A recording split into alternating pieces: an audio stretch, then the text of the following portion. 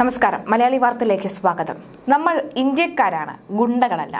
അതുകൊണ്ട് തന്നെ വെള്ളപ്പൊക്കം വന്ന് ചാവാൻ പോകുന്ന പാകിസ്ഥാനെ കൈപിടിച്ചുയർത്താൻ ഇന്ത്യക്ക് കഴിയും. അങ്ങനെ കൈപിടിച്ചുയർത്തിയില്ലെങ്കിലും ഒരു മുന്നറിയിപ്പ് നൽകാൻ ഇന്ത്യക്ക് കഴിഞ്ഞു. ദക്ഷിണേന്ത്യൻ മേഖലയിൽ കനത്ത മഴ തുടരുന്ന വെള്ളപ്പൊക്ക സാധ്യതയെക്കുറിച്ച് ഇന്ത്യ പാകിസ്ഥാന് മുന്നറിയിപ്പ് നൽകിയതായി പാകിസ്ഥാൻ വിദേശകാര്യ മന്ത്രാലയം വ്യക്തമാക്കുകയാണ്.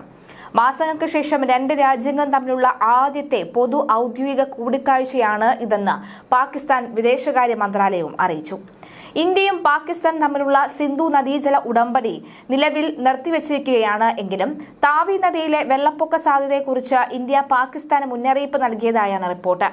മെയ് മാസത്തിലെ സൈനിക സംഘർഷത്തിന് ശേഷം ഇരു രാജ്യങ്ങളും തമ്മിലുള്ള ആദ്യത്തെ നിർണായക ആശയവിനിമയമാണ് ഇത്.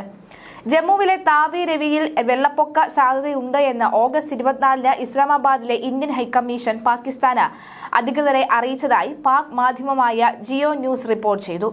ഇരു രാജ്യങ്ങളും തമ്മിൽ നിലനിന്നിരുന്ന സിന്ധു നദീജല ഉടമ്പടി പ്രകാരം വെള്ളപ്പൊക്ക മുന്നറിയിപ്പുകൾ കൈമാറേണ്ടത് നിർബന്ധമാണ്. എന്നാൽ മെയ് മാസത്തിൽ ഉണ്ടായ സൈനിക സംഘർഷങ്ങൾ കാരണം ഈ കരാർ താൽക്കാലികമായി നിർത്തിവച്ചിരുന്നു. ഇങ്ങനെ ഒരു സാഹചര്യത്തിലും ഇന്ത്യ മാനുഷിക പരിഗണന നൽകി മുന്നറിയിപ്പ് നൽകിയത് ശ്രദ്ധേയമാണ്. ഇന്ത്യയും പാകിസ്ഥാനും തമ്മിൽ നിരന്തരമായി നിലനിൽക്കുന്ന സൈനിക രാഷ്ട്രീയ സംഘർഷങ്ങൾക്കിടയിലും ഒരു ദുരന്തം ഒഴിവാക്കാൻ സഹകരിക്കാൻ തയ്യാറായ ഇന്ത്യയുടെ നടപടി നിർണായകമാണ്. ഈ മുന്നറിയിപ്പ് ഇരു രാജ്യങ്ങളും തമ്മിൽ ഭാവിയിൽ കൂടുതൽ സൗഹൃദപരമായ ബന്ധങ്ങൾ സ്ഥാപിക്കാൻ ഒരു സാധ്യത കൂടി തുറക്കുന്നുണ്ട്.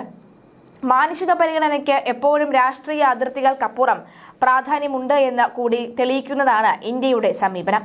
1960-ലെ ലോകബാങ്കിന്റെ മധ്യസ്ഥയിലുള്ള സിന്ധു നദീജല ഉടമ്പടി പ്രകാരം രൂപീകരിച്ച സ്ഥിരം സംവിധാനമായ സിന്ധു നദീജല കമ്മീഷന് പകരം ഇന്ത്യ സർക്കാർ നയതന്ത്ര മാർഗങ്ങളിലൂടെയാണ് വിവരങ്ങൾ അറിയിച്ചതെന്ന് പാകിസ്ഥാൻ വെളിപ്പെടുത്തി.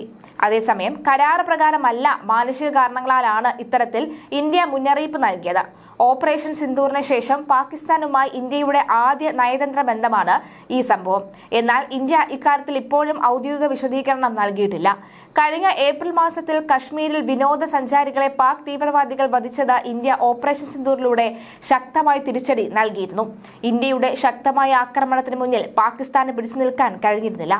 പാകിസ്ഥാന്റെ വ്യോമസേനാ താവളങ്ങളടക്കം ഇന്ത്യ തകർത്ത് തരിപ്പണമാക്കിയിരുന്നു. ഒടുവിൽ പാകിസ്ഥാൻ ഒത്തുതീർപ്പിന് മുൻകൈ എടുക്കുകയായിരുന്നു. ഇതിനായി അവർ അമേരിക്കയുടെ സഹായവും തേടിയിരുന്നു. അതേസമയം താൻ മുൻകൈയെടുത്താണ് യുദ്ധം അവസാനിപ്പിച്ചത് എന്ന അമേരിക്കൻ പ്രസിഡന്റ് ട്രംപിന്റെ വീരവാദം ഇന്ത്യ തള്ളിക്കളഞ്ഞിരുന്നു. ഓപ്പറേഷൻ സിന്ദൂർ ഇപ്പോഴും നിലനിൽക്കുന്ന എന്നാണ് ഇന്ത്യയുടെ നിലപാട്. ജൂൺ 26 മുതൽ പാകിസ്ഥാനിൽ മഴ മൂലമുണ്ടായ വെള്ളപ്പൊക്കത്തിൽ ഏകദേശം 800 പേരാണ് മരിച്ചത്. ജമ്മു കാശ്മീരിലും വെള്ളപ്പൊക്കത്തിൽ നിരവധി പേരാണ് കൊല്ലപ്പെട്ടത്. രവി, സത്ലജ്, ബിയാസ് എന്നീ നദികളിലൂടെ നിയന്ത്രണം ഇന്ത്യക്കാണ്. അതേസമയം ചെനാബ്, സിന്ധു എന്നിവയുടെ പടിഞ്ഞാറൻ നദികളുടെ നിയന്ത്രണം പാകിസ്ഥാനും ആണ് ഉള്ളത്.